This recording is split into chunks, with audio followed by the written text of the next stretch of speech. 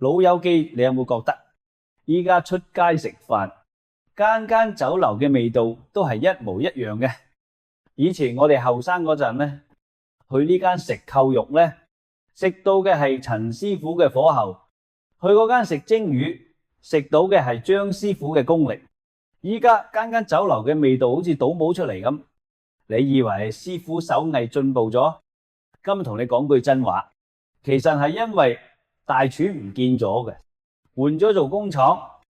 最恐怖嘅係呢種標準化味道嘅背後，係一大堆你讀都讀唔出口嘅化學名。點解我哋嘅血壓藥越食越多，血管越嚟越硬？可能就係因為你以為好健康嘅嗰種濃湯佛跳牆。今日老林坐低同你傾下最呃老人家嘅3味預製菜。前幾日我同街坊張伯去飲茶，張伯個人好慳，但對住自己個身子就最肯使錢。佢點咗一盅68蚊嘅金湯佛跳牆，話要補下啲膝頭哥。個湯一上台，哇，金燦燦，好似發光咁。張伯飲咗2啖啊，仲同我講：你睇下呢啲膠原蛋白黏住個嘴啊，真係足料啊！我聽完心入邊真係酸一酸嘅。老友記，你知唔知點解個湯會黏嘴？真正嘅花膠雞湯係要用老母雞、金華火腿熬足8個鐘，嗰種黏係淡淡嘅清香。但係你喺酒樓飲嗰啲，10間有9間係用金湯粉沖出嚟嘅，嗰種黏唔係膠原蛋白，係變性澱粉同埋麥芽糊精。呢啲係純度極高嘅碳水化合物啦。對於我哋呢啲血糖有啲高或者有糖尿病嘅老友記，呢碗湯簡直係糖分炸彈。佢唔係補身，佢係喺度短時間內推高你個血糖，增加你胰島素嘅負擔。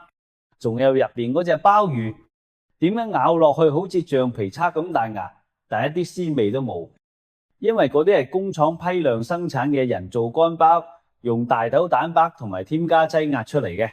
佢唔係開善堂，佢係開工廠嘅。係啦，講完佛跳牆呢，我哋再講下依家最流行嘅酸菜魚。老人家咧口味重咗，覺得酸酸辣辣，好開胃。魚片又冇骨，食落去又滑又脆。但你有冇諗過，點解屋企買嘅新鮮魚片煮兩煮就散，但酒樓嗰啲夾極都唔斷啦？秘密就在於4個字：椒磷酸鈉。呢個名聽落好專業，其實佢就係一種藥水。工廠將啲平價嘅急凍魚肉浸喺磷酸鹽入邊，等啲肉纖維膨脹，鎖住水分，咁樣啲魚就算凍咗1年，攞出嚟煮都依然係爽脆嘅。但問題嚟啦，呢啲磷酸鹽入到我哋身體，最傷邊度？係血管同埋腎臟。醫學研究已經講得好清楚，過量嘅磷呢會直接導致血管鈣化。乜嘢係鈣化？即係你條血管變到好似條生鏽水喉咁，又脆又硬。血壓高嘅老友記，如果你成日食呢啲藥水魚，你食幾多血壓藥都冇用，因為你條水喉已經硬晒。如果你見到啲魚片白到發光，脆得唔真實，嗰啲係化學工藝啊！我寧願大家返屋企清蒸一條瘦肉魚，雖然多骨啲，但嗰啲先係真正可以養你條命嘅鮮味。第3味係我哋老人家最中意送飯嘅梅菜扣肉。以前我哋細個食扣肉，阿媽要蒸足成個下晝，依家你點完餸15分鐘就上台。大廚唔係神仙，佢淨係識得開料理包。呢啲扣肉係1年前喺工廠整好，真空包裝，保質期長到你唔信。入到血管就好似油煙機上面嗰啲抹唔走嘅老油垢咁，黏住你個血管壁。你睇下嗰啲扣肉，肥肉位變到半透明，好似啫喱咁；瘦肉位柴到好似擦紙膠。嗰種梅菜味，你細心聞下，冇咗新鮮梅菜嘅清甜，只得一股濃烈嘅工業鹹味。呢啲咁重口味嘅嘢，食落去係好爽，但你對腎臟、對心臟係幾大嘅負擔啊？嗱，正講嘅老友記，你可能會問，老林雖然係預製菜，但入邊都係肉啊，食落肚應該都有營養素嘅。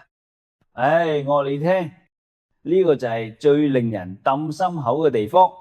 依家有一種叫液氮超低溫鎖鮮，佢可以將半年前煮好嘅肉瞬間凍到零下幾十度。但係食物入邊嘅維他命、活性酶啦，經過咁長時間嘅冷凍同埋二次加熱啦，基本已經變咗空熱量啊！我哋老人家消化力本來就弱啊，食呢啲冇營養嘅空殼食物，身體要用更多能量去代謝添加劑，但吸收到嘅營養又少之又少，長此下去，你個人會越食越虛。為咗令呢啲僵屍肉有返香味，酒樓仲會加肉類香精。你聞到嗰隻香味，唔係肉香，係化學香味啊！老劉，我真係想大家明白，我哋食飯呢係要養命，唔係要填鴨啊！